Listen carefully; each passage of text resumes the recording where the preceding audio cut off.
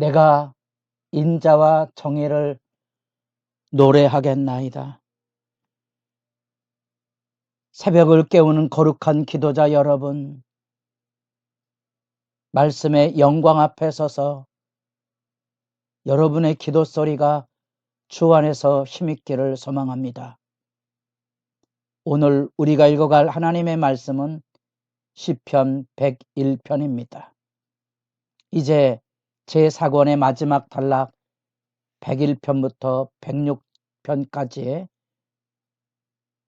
기본에 흐르는 주제는 95편부터 100편에 이르는 여호와가 다스리시는 하나님의 통치의 영광, 그 영광에 대하여 이제 이 부분은 그 영광을 우리가 어떻게 실천해 갈 수 있을지에 대한 하나님을 향한 송축과 절기와 하나님을 향한 탄원이 함께 담겨져 있습니다. 그런 점에서 이 하나님의 말씀의 이 실천의 첫 구절이 내가 인자와 정의를 노래하겠나이다. 이 101편의 첫 구절이 106편에 흐르는 기본 개념입니다. 제가 일부러 이렇게 인애와 공이란 말로 달리 표현을 바꾸어 보았습니다. 이 인애란 말을 쓰는 이유를 기억하십니까?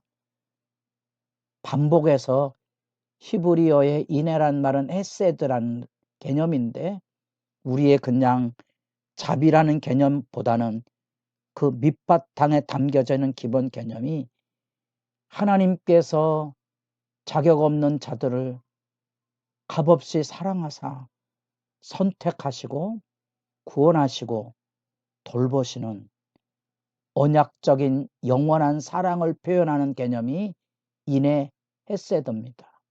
그래서 때로는 이런 시편 같은 데에는 그냥 헤세드라는 히브리어 그대를 살리는 것이 훨씬 의미가 깊다고 생각이 되는 겁니다. 그래서 프로 인애라는 말로 바꾸었습니다. 인애. 하나님 편에서 흘러넘치는 영원한 변함없는 사랑에 나도 하나님을 향하여 그 진실한 삶의 사랑에 응답하며 살겠다는 말이 담겨져 있는 용례입니다. 그런 점에서 이 인애를 마음에 담은 사람들은 여기 공의, 일부러 정의라는 말보다는 공이란 말을 쓴 것은 하나님을 사랑하는 것을 우리가 신명기를 통하여 보면 율법을 마음에 새기는 것과 뭐 하는 겁니까? 가르쳐 지켜 행하는 겁니다. 그게 공의입니다. 그러니까 공의는 하나님을 사랑하는 자들이 하나님의 말씀대로 살아가며 이루는 그것입니다. 말씀을 지켜 행함으로써 하나님과 기쁨과 감사, 하늘 행복을 누리고 그 말씀을 실천함으로써 하나님의 율법은 이웃을 사랑하는 거 아닙니까? 이웃에게 약자를 돌보고 배려함으로 이루는 공적인 질서. 그래, 그것을 노래하고 찬양하고 실천하겠다는 거지. 요 101편 단락도 1절, 2절과 6절, 3절, 5절과 7, 8절을 엇갈려서 주제로 나눠 보았습니다. 하나님의 위대한 통치에 대한 95편부터 100편에 이르는 영광에 대하여 믿음의 반응을 보이고 있는 겁니다. 나는 그 인애와 정의에 온전함에 설 것이고 하나님이 우리를 향한 변함없는 사랑을 베풀어 주신 시 100편에 여호와는 선하시니 그의 인자하심이 영원하고 그의 성실하심이 대대에 이르리로다. 아멘 하면 이 하나님에게서 받은 그 인자하심, 성실하심을 나도 본받아 그 길에 서고 그 믿음을 함께하는 자들과 동행하겠다는 이런 신앙 실천에 대한 하나님을 향한 약속이 들려지고 있습니다. 인애란 말을 이렇게 설명을 했습니다. 언약적인 사랑. 정의란 말을 설명했습니다. 하나님을 사랑하고 그 율법을 마음에 지켜 행하는 거죠. 그 하나님이 우리에게 베풀어 주신 은혜를 아는 것과 그 은혜 앞에 나도 받은 사랑의 진실을 지키는 맹약을 고백하고 있는 겁니다. 내가 완전한 길을 주목하고 완전한 마음으로 내 집안에서 행하리이다. 집안, 이것이 다윗의 시라면 왕의 통치 영역이지요. 왕의 통치 영역이고, 이게 개인이라면 자기 가정, 우리가 잘 아는 신명기 6장에 믿음의 가정 안에 하나님의 말씀을 전하고 가르쳐 불러 세우는 겁니다. 그래서 그 충성하고 완전함을 세워가기 위해서 해야 할 일이 있다면 그것은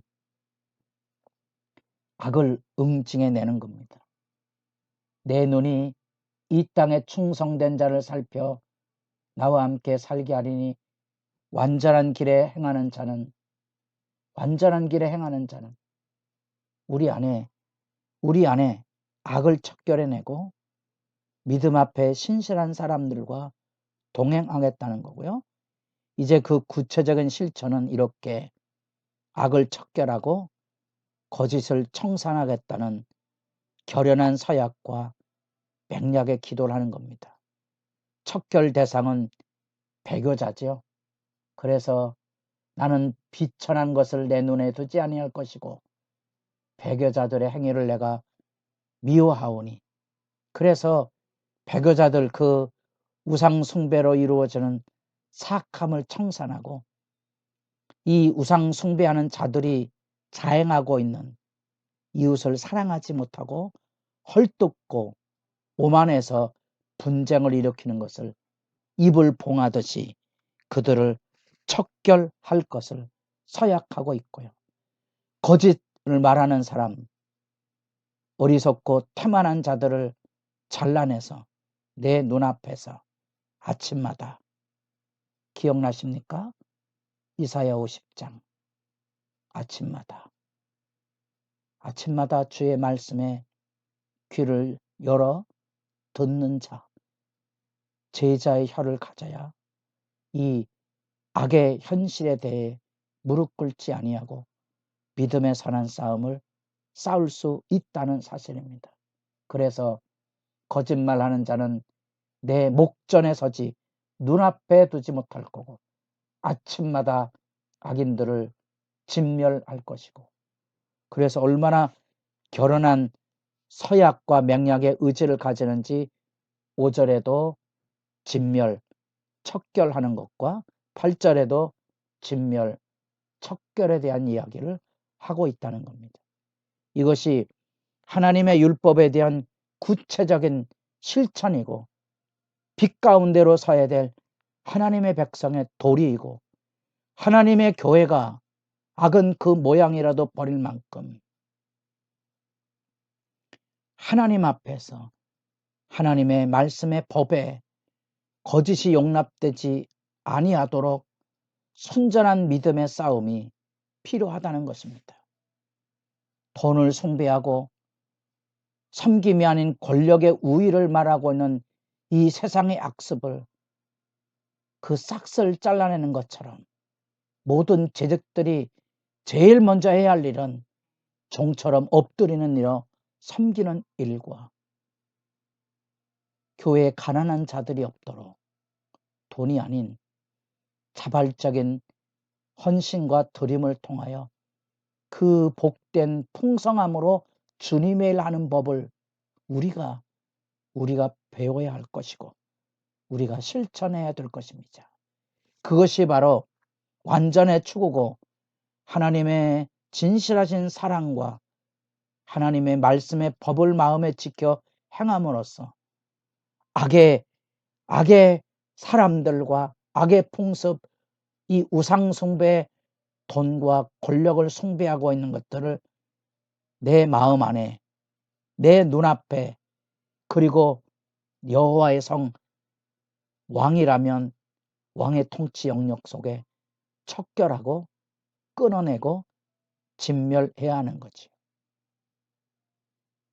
그래서 우리 믿음의 삶 안에는 이런 사악함과 거짓을 향한 철저한 통회와 더불어 사회적인 죄악에 대한 정당한 고발을 통하여 공의의 구현을, 빛을 들고 서 있는 하나님의 백성의 도리를 잊지 않아야 한다는 거지요. 이것이 다윗의 시라고 표제가 붙여졌다면 왕일지라도 해야 할 일이 있습니다. 우리가 신명기 17장에서 왕의 근본 사명이 뭔고 하니 제사장 앞에서 율법을 손으로 다 베껴서 율법의 항목을 따라 나라를 다스리는 일. 그 이 여기 8절에 있습니다.